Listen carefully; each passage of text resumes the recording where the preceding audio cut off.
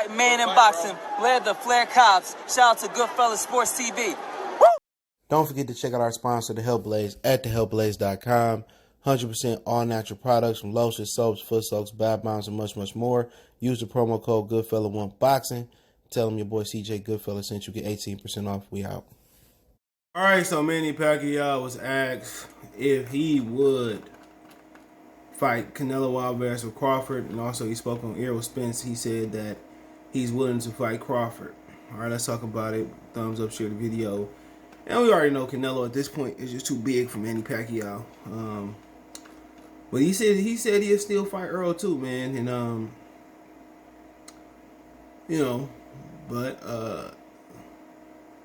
let's get to it. Check out the welterweight boxing news playlist. Pacquiao said he'd be willing to fight Terence Crawford after Dennis Ugas Saturday. But he has to draw the line when facing Canelo Alvarez due to weight division. So we already know let's just talk about Canelo first, right? We know, like, at this point, a 43-year-old man is not going to go up and fight Canelo. He's never truly fought at 154 pounds. He fought Margarito at 150 pounds. People forget that wasn't a true 54-pound fight. You know what I'm saying? And I felt that he should have moved up and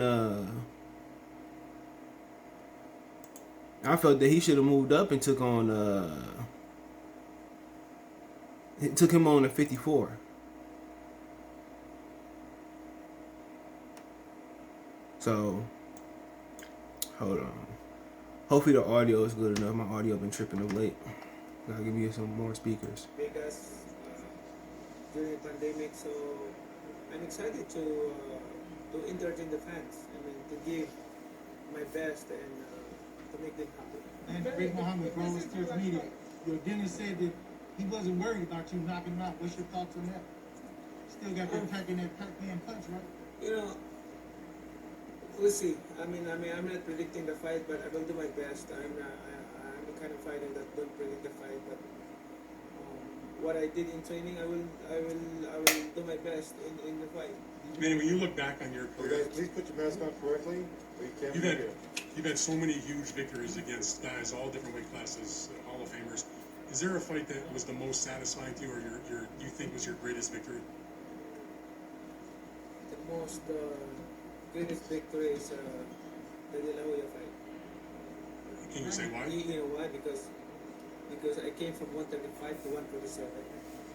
That's unusual. I mean, not many boxers can do that. I mean, from 122, 126 to 135, and then moving up to 147. And that was a fight that wasn't even for a world title. And you're saying even a non-world title fight was your biggest victory. Oscar, I mean, 147. And then Terence Crawford has been trying to get a fight with you for a very long time. Can you just elaborate why that fight never came to fruition? We almost have a fight with Terence Crawford. Just other times, also pandemic affect the negotiation like that. There's so many considerations like that. So, but as long as I'm still in boxing, I'm open to and willing to fight Terence Crawford, Errol Spence, or anybody. If you become the president of the Philippines, would you challenge President Biden?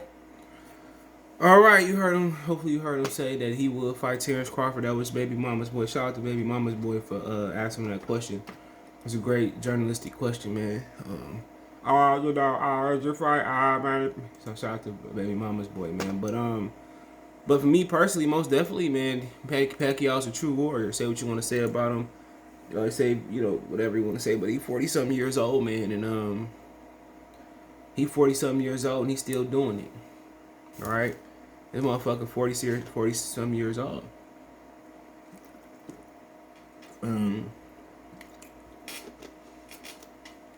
That's just what it is. When you talking about him fight Terence Crawford and still wouldn't fight. Well, Errol Spence, that's just a fight where that fight is at a point where, it's an opportunistic fight. Whatever you do versus Errol Spence, if it's Terence Crawford, Sean Porter, Ugas, or Keith Thurman, people gonna use that eye as an excuse. All right, that's just what it is. People gonna use that eye That's an excuse. Oh, this nigga eye, this, that, and the third. If it wasn't for his eye, you know, booty woo. If it wasn't for this, that, and the third, that's just what it's gonna be. All right, they gonna use that eye as an excuse. All right, they gonna use that eye as an excuse, man. So whatever you do versus Errol Spence is gonna be looked at as. I mean, even after the car accident, it was gonna be looked at like that. And, you know, personally, I mean, at the end of the day, man, the car accident was a self-inflicted wound. People don't even know what actually happened. You know, he's just hanging around the wrong people. But at this point, whatever you do with Errol Spence, you just got to be doing it purely for the belts and purely for financial. You're not going to get the approval rate. They're not going to say, oh, you legitimately beat him. So, you know, you just got to be fighting him for the financial means and the belts. But then again, came out that he had a detached retina. We had Mr. Eat Right guy came on yesterday. Eat Right guy came on. And he explained that it depends on where. He said it depends on what the top or the bottom of the retina. You know, I think he said it was either one of them. I think it was if it was the top or whatever, you have to lay flat down the majority of the time. You can't. Either way, he says you won't heal for 3 months. Either way, he says you won't be able to do nothing for 3 months. He said for 3 months you can't lift, you can't do no activities. You have to, if you to whichever side of the bubble it is, the top of the eye it is, you have to lay flat down for 3 months. There's no way that you're gonna come back by the end of this year.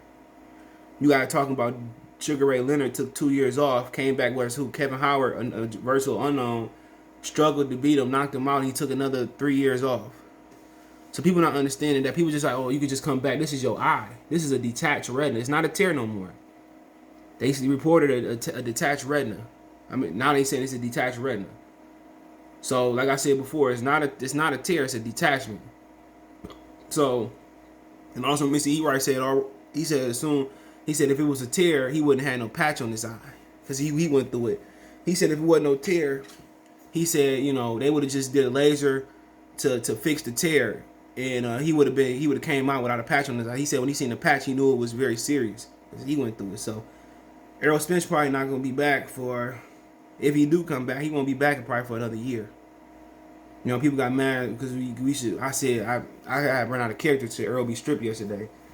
I think he should be champion of recess and let the division move on. You know, he said no tune-ups, but you gotta understand, man, the detachment, that's, you know, you can go blind off that shit. So, like I said before, that's for him to make. He want to come back too soon. People gonna continue to make excuses for him. They gonna be always make excuses for him, and it don't matter. But you know, Pacquiao fighting him. If he want to come back in the near future, Pacquiao want to fight. Hardy want to fight. He want to fight 2 times this year, and that's it. If he want to come back in the near future, he want to come back too soon. Manny Pacquiao don't mind fighting him. Pacquiao didn't want to fight him until he got in the car accident. But as far as him and Terence Crawford, that's a great fight. Most people favor Crawford in that fight. When that fight was originally meant to happen, people were saying, "Oh, Pacquiao's washed up," and people was basically were saying that Terence Crawford was going to basically wash him, and Pacquiao's washed up. And at the end of the day, it's a good fight. Depends on how Crawford fight. Crawford a little bit longer than Spence. He a little bit more wiry, slick than Spence. It's a different type of fight. I think Crawford utilized the ring, feint, outbox Pacquiao, use his length. And I think the competitor inside of him would make him want to stop Pacquiao. And when you open up to stop somebody, you open yourself up to be stopped. But he's such a great finisher. You know, you'll sit here, like versus Jose Benavidez, you'll sit here, he throw these different punches, and then in the 12th round, he'll throw uppercut. His punch variety is great. You know, you gotta have a great punch variety and not know how to use punches. You know, he'll use punches in the 12th round that he has been successful to use in the previous round. So it's a totally different animal. It's a totally different animal fighting Crawford and Spence. And Spence possesses some different issues too. He don't switch as much. I heard he can switch, but he possesses some other things: aggression, strength. He targeted the body a little bit more. So I mean, like I said before, you know, if he fight either one of those guys, if he decide to retire, Pacquiao don't owe the fans nothing. Pacquiao been doing this shit for how long? He been doing this shit forever, man. And at the end of his career, he fighting the brothers that Floyd didn't fight. Come on. So shout out to him. I do appreciate him for coming into boxing and giving these dudes an opportunity. Because if he didn't give him an opportunity, he still fight. He still was fighting. These dudes would be looking at each other in the division to be constipated. So If he fought Terence Crawford, cool. I look forward to that fight. I purchased that fight. But really the fight I wanted was Spencer Crawford. I don't want to see that no more. I'm good. Unless Errol come back and show that his eye's good, but it's always gonna be an excuse. If they do fight, I will pay for it. It'll just be for Crawford getting the belts. Crawford ain't gonna get no credit. It's gonna be, oh, he got in the car accident, he got an eye injury. That's what it's gonna be. Same thing for Pacquiao. But Pacquiao got more fans than Errol, so it don't really matter. So hey, let me know what you guys think. Check out the welterweight boxing playlist, boxing news playlist. Thumbs up the video, share the video, subscribe to the channel. Best ways to help the channel. Want to make a financial donation? Cash App CJ Good 313, Venmo CJ Good 313, PayPal link there as well too. All my social media links in the description. Other than that, man, thumbs up, share the video, subscribe to the channel. The best way to help. Appreciate the love, support. Let me know what you think in the comment section. Peace. Hey you, yeah, I'm talking to you. You right there watching this video, waiting for this live stream to start, or just watching the membership video, man, and why you should join the membership. Let's talk about it real quick, expeditiously. We got the 3 levels. You got the rookie level, you got loyalty badges, you got custom emoji badges, and you have members on the live stream. As we get more people flowing in to join the membership, I have members only live chat. That means everybody can see the video that want to see the video, but only members will be able to chat. That's $3. That's a rookie. The All-Star, you get personal shout outs before the videos, maybe after the video, mostly likely before the videos. You give a priority to reply in the chat. So as soon as I see you, I reply before anybody else. Get early access to pretty much all my non-boxing videos there. $10 a month. Then we got the boxing pound for pound superstar for all my boxing boys and gals out there. Get early access to prediction and most of our boxing content, virtual video collaborations, and open debate. So, you know, you want to pre-record or go live and debate me for a whole video, you got early access to new videos, some of the videos in the All-Star as well too, and priority reply in the comments. So I see in the comments, you get priority reply. No, instantly that's $20 a month. So let me know what you guys think. Don't have a Patreon no more, so here's where you're gonna get some of that exclusive content I used to have on the Patreon. Peace.